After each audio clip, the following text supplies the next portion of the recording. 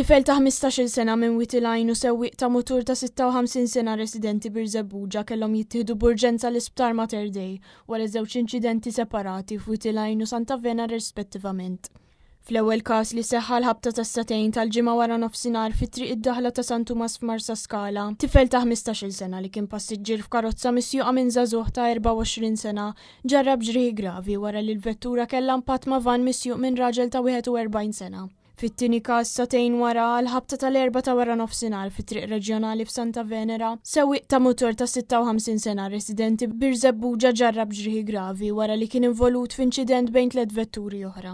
Toyota misjuqa minn raġel ta' 43 sena residenti Żurrieq, Peugeot misjuqa minn raġel ta' 62 sena miż-Żurrieq ukoll u Mitsubishi misjuqa minn raġel ta' 56 sena mill-Qrendi. Il-pulizija għaddejja bl-investigazzjonijiet.